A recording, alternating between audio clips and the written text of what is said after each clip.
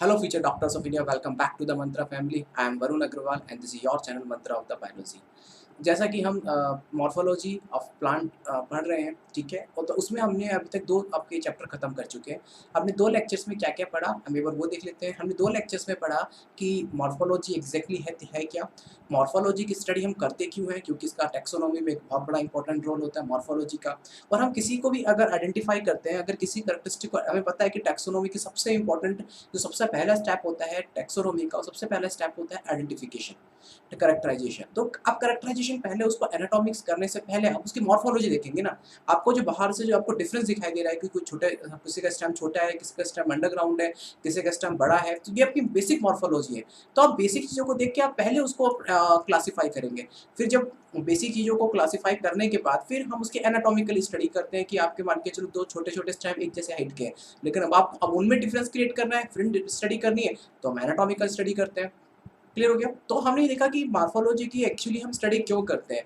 Morphology के फिर देखा इसमें रूट अपेक्स है, शूट अपेक्स है, ठीक है? वो देखा हमने कि रूट अपेक्स क्या होता है, शूट अपेक्स क्या होता है, मॉर्फोलॉजी में हम किन-किन चीज़ों के बारे में स्टडी करते हैं। लाइक जैसे कि अगर हम रूट अपेक्स की बात करें तो उसमें हम रूट के बारे में स्टडी करते हैं कि प्राइमरी रूट क्या है, जैसे कि जो मेन रूट होती है, फिर सेकेंडरी रूट उससे निकलती है, फिर टर्शियरी, फिर क्वाटरनरी। फिर हम थोड़ा-सा रूट अपेक्स में आते हैं। रूट अपेक्स में आपका स्टेम होता है, स्टेम में आपका स्टेम होता है, उसके अलावा उसमें नोड होते हैं, इंटरनोड होते हैं, उससे लीफ निकली होती है, उसके अलावा फ्लावर होते हैं, फ्रूट होते हैं, ये सब स्टडी उसमें करते हैं। फिर हमने रूट देखे थे कि रूट के कितने टाइप होते हैं, वो देखा हमने। फिर रूट के टाइप में रूट का स्ट्रक्चर कैसा होता है, हमने वो देखा। फिर नेक्स्ट लेक्चर में आया कि रूट के मॉडिफिकेशंस क्या है, कि रूट का मेन काम क्या होता है, वाटर को एब्ज़ॉर्ब करना, मिनरल को एब्ज़ॉर्ब करना। बट कभी-कभी क्या होता है कि रूट अपना इन मेन काम को छोड़ के किसी दूसरे काम में भी सपोर्ट करती है। तो हमने बहुत सारे लाइक उसके फंक्शंस देखे, जैसे कि टैप रूट का फंक्शन देखा, ठीक है? एंड लाइक जैसे कि आपके एडमिनिस्ट्रेशन रूट का फंक्शन देखा, ठीक है? इनके मॉडिफिकेशंस देखे। क्योंकि ये अदर काम क्या कर सकती है, रेस्पिरेशन कर सकती है। रेस्पिरेशन में होता है सपोर्ट देना होता है, जब वहाँ पे सपोर्ट देना हो तो ये काम होता है अलग से। जब किसी को सपोर्ट देना हो, मैकेनिकल सपोर्ट देना हो, ठीक है? रेस्पिरेशन देना हो, रेस्पिरेशन के लिए भी इम्पोर्टेंट है, जब ज़्यादा वाटर का एब्ज़ॉर्ब करना हो तो अपना रूट अपना कई बार फाइब्रस रूट के अंदर कन्वर्ट हो जाती है, उसकी जो बेसिकली रूट होती है, वो एक बार फाइब्रसस हो जाती है, ठीक है? तो वो भी पॉसिबल होता है, इसका मेन टैप रूट खत्म हो जाती है और फिर उससे बहुत सारी छोटी-छोटी एडवेंटिसेस बहुत सारी छोटी-छोटी रूट्स निकल जाती हैं, so that may be possible, ठीक है? इसके अलावा भी इसके अदर फंक्शंस होते हैं, कई बार रूट होते हैं जो फूड को स्टोर कर लेती है, वो भी होता है, ठीक है? सो ऐसे बहुत सारे फंक्शंस देखे हमने, ठीक है? तो अब यहाँ का हमारा एक पॉइंट खत्म हो गया, हमारा रूट हमारा खत्म हो गया, ठीक है? अब हम स्टार्ट करेंगे हमारा नया टॉपिक स्टेम के साथ में, ठीक है? Stem basically that is the ऐसा कह सकते हो कि ये नेगेटिव जियोट्रॉपिक होता है और पॉजिटिव फोटोट्रॉपिक होता है। क्यों? क्योंकि ये अगेंस्ट द ग्रेविटी ग्रो करता है और in the presence of sunlight grow करता है। तो हम स्टेम के बारे में स्टडी करेंगे। स्टेम अगर हम बेसिक स्टेम के बारे में स्टडी करें तो स्टेम है क्या? Like what are the feature that distinguish a stem from a root. अगर आपको ऐसे क्या फीचर है जो कि रूट को स्टेम से डिफरेंट बनाते हैं? The stem is ascending part of the axis, मतलब जो स्टेम होता है वो एक असेंडिंग पार्ट होता है, ओके, जो कि रूट के जस्ट अगेंस्ट डायरेक्शन में निकलता है, ठीक है? देन एक्सिस उसके ऊपर the part of the axis, उसके एक्सिस पे आपकी ब्रांचेस होती है, लीफ होती है, फ्लावर होता है, फ्रूट उससे होता है, उसके लाइक उसके एक्सिस पे पाए जाते हैं। It developed from the plumule of the embryo of germinated seed. जैसे सीड के 2 पार्ट होते हैं, एक होता है प्लूमिनल होता है, ठीक है? और नीचे की तरफ इसका जो होता है वो रेडिकल पार्ट होता है। तो प्लूमिनल से स्टेम का फॉर्मेशन होता है, रेडिकल से रूट का फॉर्मेशन होता है। When stem is come out from plumule then no any internode are observe at the stem. जब आपका प्लूमिनल से स्टेम का फॉर्मेशन होता है, उसमें कोई नोड या इंटरनोड आपको देखने को नहीं मिलेंगे। नोड या इंटरनोड का फॉर्मेशन बाद में होता है। नोड या इंटरनोड का फॉर्मेशन हमने पढ़ा है एनाटॉमी के अंदर कि नॉड और इंटरनॉड का जो फॉर्मेशन होता है वो बेसिकली क्या होता है, जब मेरिस्टेमेटिक टिश्यूज लाइक आपके ग्रो करते हैं तो पीछे की तरफ कई बार कोई नेट पीछे की तरफ कुछ इंटरकैलरी टिश्यू रह जाते हैं, इंटरकैलरी टिश्यू रह जाते हैं, तो नोड या इंटरनोड का फॉर्मेशन होता है, तो वो बाद में होता है। जिब्रेलिन हार्मोन भी बेसिकली रिस्पॉन्सिबल होता है फॉर द इंटरनोड इलॉन्गिनेशन। पहले क्या होता है कि जब धीरे-धीरे जब नोड का फॉर्मेशन होता है, तो पहले नोड बहुत पास-पास होते हैं, मतलब स्टेम का जब फॉर्मेशन होता है तो नोड बहुत पास-पास होते हैं। लेकिन फिर बाद में धीरे-धीरे हार्मोन के हेल्प से जब डेवलपमेंट होता है, तो नोड एक-दूसरे से दूर होते जाते हैं और जितने नोड एक-दूसरे से दूर होंगे, इंटरनोड का इलॉन्गिनेशन उतना हाई होगा। The stem bear a node, internode फिर दोनों होते हैं। The region of stem where leaves are borne are called the node, while internode are the portion between two nodes. जहाँ नोड से आपके जितने भी ब्रांचेस हैं, ओके, जहाँ लीफ लगी होती है वो नोड पोर्शन होता है, और दो नोड के बीच का जो पोर्शन होता है that is called the internode. The stem the branches are exogenous in the nature। जो आपके स्टेम से जो ब्रांचेस निकलती है वो एक्सोजिनस होती है। एक्सोजिनस क्यों? क्योंकि उसमें इंटरकैलरी मेरिस्टेम होता है जहाँ से आपकी ब्रांचेस निकलती हैं। लेकिन अगर रूट में बात करें जहाँ पे बहुत सारे नए-नए डिफरेंट लेटरल रूट का फॉर्मेशन होता है वो एंडोजिनस होता है, क्योंकि वो पेरिसाइकिल से होता है। क्योंकि पेरिसाइकिल आपको पता है कि रूट के अंदर कितना अंदर होता है। दैट्स व्हाई वहाँ पे एंडोजिनस होता है, वहाँ पे जो नए रूट का फॉर्मेशन होता है। तो अगर शूट स्टेम की बात करें तो देखिए ये बड है, ठीक है? ये एक्सिल बड होती है उसकी। ये देखिए नोड है, ये नोड है, उसके बीच का जो स्पेस है उसको इंटरनोड बोलते हैं। फिर ये स्टेम है, फिर ये लीफ है, ये फ्रूट है और ये फ्लावर है, जो कि पूरे एक शूट सिस्टम बनाते हैं। अब इस पूरे शूट सिस्टम में हम सिर्फ अभी स्टेम पढ़ रहे हैं, फिर हम अलग-अलग पोर्शन के बारे में भी देखेंगे। वैसे तो बाय द वे ज़्यादा जो क्वेश्चंस आते हैं, ज़्यादा जो क्वेश्चंस आते हैं हमेशा वो आते हैं आपके फ्लावर से बहुत क्वेश्चंस आते हैं, ठीक है? इसके अलावा फ्रूट से बहुत क्वेश्चंस आते हैं, ठीक है? और अगर स्टेम या फिर इनसे जनरल क्वेश्चन आना होता है तो ये मॉडिफिकेशन से रिलेटेड ज़्यादा क्वेश्चंस आते हैं, ठीक है? The stem bears a bud. Stem के ऊपर कुछ बर्ड्स होती है व्हिच मे बी टर्मिनल और एक्सिलरी। स्टेम के ऊपर जो बर्ड होती है, जैसे हमने दिखाया ना ये बर्ड होती है, ठीक है? ये स्टेम के ऊपर बर्ड होती है जो एक्सिलरी बर्ड होती है। इस एक्सिलरी बर्ड से ही एक नई ब्रांच का फॉर्मेशन होता है, ठीक है? स्टेम इज जनरली इसे टर्मिनल इसलिए कहते हैं क्योंकि ये आपकी जो बर्ड होती है किसी एक ब्रांच के अंदर कन्वर्ट हो जाती है, तो उसका टर्मिनल पोर्शन है उस बर्ड का वो। The stem is generally green when young and later often become a woody and dark brown. Some time it may happen कि आपका जो स्टेम होता है वो ग्रीन हो जाता है अगर आपका जो पूरा स्टेम का स्ट्रक्चर अगर बहुत बारकी है और वुडी स्ट्रक्चर है, तो उस केस में सम इन दैट केसेस आपका जो स्टेम होता है ग्रीन होने के चांस ग्रीन हो जाता है जब आपका पूरा कोई स्ट्रक्चर वुडी या फिर डार्क ब्राउन होता है। Stem is an aerial part of the plant, but sometimes it become underground to perform some function like storage.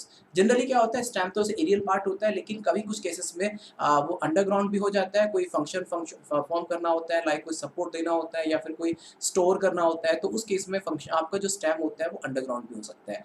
By the way generally जो स्टेम मिलेगा वो हमको 3 पार्ट में डिवाइड करते हैं, मैं आपको दिखाऊंगा अभी, okay? The main function of stem is spreading out the branches, bearing leaf, flower and the fruits. The main function तो यही होता है। It conduct the water mineral and it conduct the water mineral and the photosynthesis। मतलब photosynthesis के लिए जो भी water का requirement है, mineral की requirement है, ये supply करता है। Some stem perform the function of storage of food, support and protection and vegetative propagation। ये हम देखेंगे, जैसे कि ये एक्चुअली स्टेम के मॉडिफिकेशन हो जाते हैं कि जनरली स्टेम का देखिए जो फंक्शन है, जो मेन फंक्शन है वो तो है कि लाइक उसके ऊपर बहुत सारे जो फ्लावर्स हैं, ब्रांचेस हैं, ओके, और जो फ्रूट्स हैं उनको बियर करना। बट कभी-कभी ये अपने फंक्शन से डाइवर्ट होके अदर फंक्शन परफॉर्म करता है, जैसे कि इसके अलावा मिनरल और वाटर का भी कंडक्शन जो मेन फंक्शन में आता है। इसके अलावा कभी-कभी वेजिटेटिव प्रोपगेशन करना हो, मतलब वेजिटेटिव प्रोपगेशन मतलब अपने प्लांट को बढ़ाना हो, ठीक है? प्लांट की जो लेंथ है उसको बढ़ाना हो, ठीक है? वेजिटेटिव प्रोपगेशन करना हो, इसके अलावा या फूड को स्टोर करना हो, सपोर्ट करना हो, प्रोटेक्शन करना हो किसी दूसरे एनिमल से, तो उस केस में अपना स्टेम कभी-कभी ये अपना फंक्शंस को चेंज कर सकते हैं, ओके?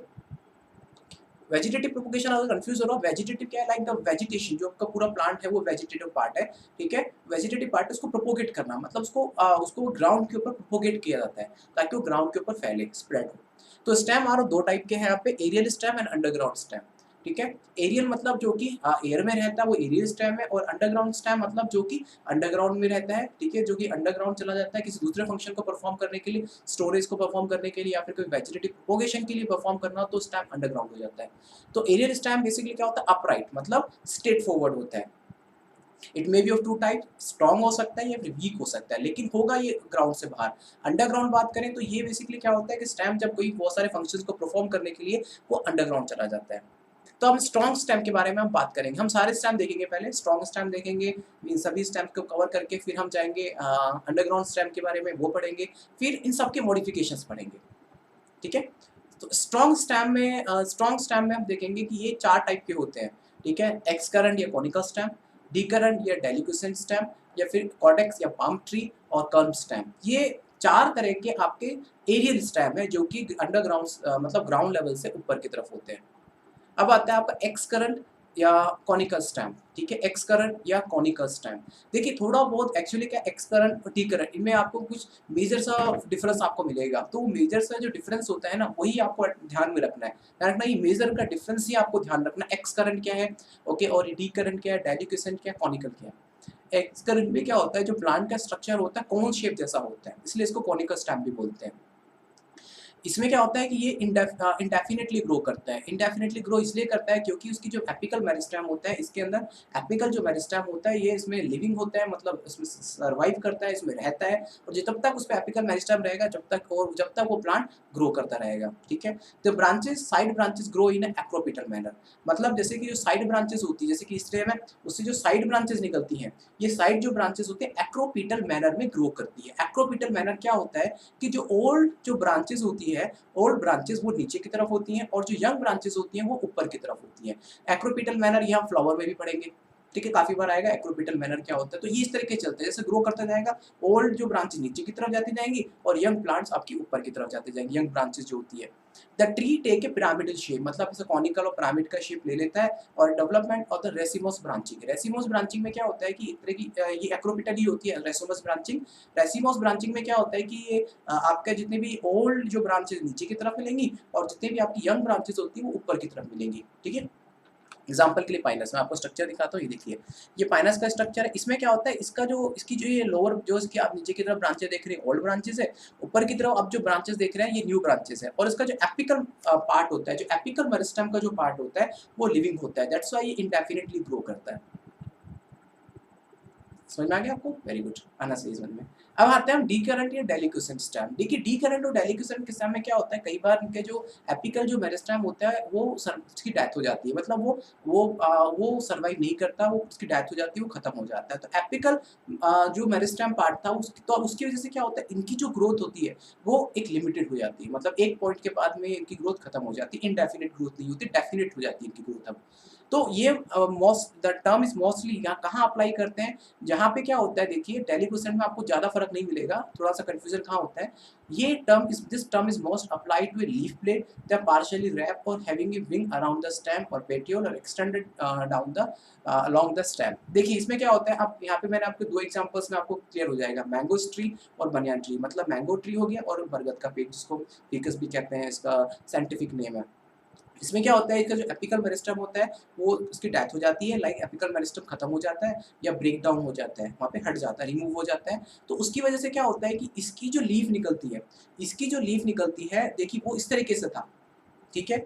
अब वो इस तरीके से था, लेकिन जो डी करंट होता है वो डी करंट इस तरीके से, मतलब उसकी जो लीफ होती है नीचे की तरफ चली जाती है, मतलब जो पत्तियों का जो झुकाव होता है वो नीचे की तरफ था। अगर आपको मैं पहले दिखाता हूँ स्ट्रक्चर, देखिए पत्तियों का झुकाव वो इस तरीके से जा रहा है, लेकिन इसमें जो पत्तियों का झुकाव होता है वो नीचे की तरफ चला गया, दैट्स व्हाई इसको हम डी करंट बोलते हैं।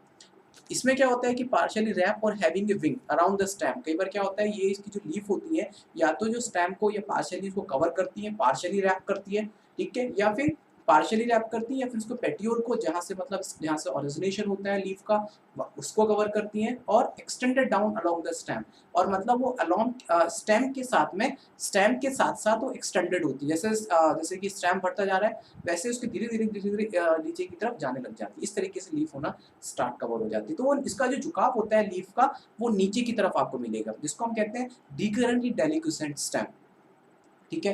तो एग्जांपल आपके सामने मैंगो ट्री देखिए, मैंगो ट्री में क्या है कि आपका पेड़ बढ़ा, ग्रोथ हुई, ग्रोथ होने के बाद में धीरे धीरे उसका जो प्लांट की जो लीफ होती है वो नीचे की तरफ आपको उसका झुकाव मिलेगा, ठीक है, जो कि नीचे की तरफ आपको उसका झुकाव मिलता जाएगा। बनियान ट्री है, ऑक ट्री है, मैंगो ट्री इसके एग्जाम्पल है। अब आता है आपका cortex stem and palm stem. ये देखिए स्टेम रिमेन अनब्रांचेड सिलेंड्रिकली, आपने देखा होगा कोकोनट का प्लांट में से कोई ब्रांच नहीं मिलती, स्ट्रेट होता है, बिल्कुल सीधा होता है, इसमें इनकी हमारी कोई शाखा नहीं है। कोकोनट प्लांट है, ऐसा कहते हैं कि इनकी हमारी हमारी कोई शाखा नहीं है, ये कोकोनट प्लांट होते हैं, जिसका एग्जाम्पल कोकोनट है, साइकस है, अरेकेसिया प्लांट इसका एग्जाम्पल आता है। ओके, सो कॉटेक्स भी कह सकते हो, पाम ट्री भी कह सकते हो।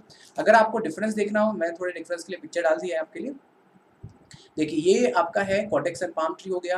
अब आपको देखते पता चल जाएगा, ये जो है आपका, ये हो गया आपका कॉनिकल स्टेम हो गया एक्सकरेंट, और ये हो गया आपका डेलिक्वेसेंट ऑफ फिकस, ये डेलिक्वेसेंट प्लांट होता है, ठीक है, इसका डेलिक्वेसेंट प्लांट है ये। ओके, नाउ कम अब होता है कल्म ट्री। कॉलम ट्री बेसिकली क्या होता है कि इसमें सॉलिड नोड होते हैं और इंटर नोड होते हैं। जैसे कि आप बनाना का पेड़ देख लीजिए, बम्बू का पेड़ देख लीजिए, मतलब स्ट्रेट फॉरवर्ड होता है, इसके अंदर सॉलिड नोड मिलेंगे और सॉलिड इंटर नोड मिलते हैं, इसको हम कॉलम ट्री कहते हैं। जैसे कि बम्बू है, शुगर केन है, ये ऐसे एग्जाम्पल्स उसमें मिलेंगे। जैसे देखिए, ये दिख रहा है आपको, मैं आपको यहाँ दिखाता हूँ, ये नोड है इसके, ओके, सॉलिड है, और ये इसका जो बीच का इंटर नोड है ये भी सॉलिड है, ठीक है। ओके, सो ये हमारा छोटा सा एक बेसिक डिस्कशन था स्टेम के बारे में, जहाँ हमने स्टेम क्या होता है हमने ये देखा। ओके, स्टेम क्या भाई, फिलहाल हमने टाइप पढ़े हैं, ठीक है, ये हमने पढ़े थे आपके एरियल पार्ट के स्टेम। अब हम पढ़ेंगे नेक्स्ट लेक्चर में कि अंडरग्राउंड स्टेम के कितने टाइप्स होते हैं, मतलब इसमें अंडरग्राउंड स्टेम देखेंगे उसके कितने टाइप्स होते हैं। फिर ये खत्म होने के बाद फिर हम स्टेम मॉडिफिकेशन की तरफ मूव करेंगे। ओके, तो जब तक घर पे रहिए, सेफ रहिए और अपना ध्यान रखिए। धन्यवाद।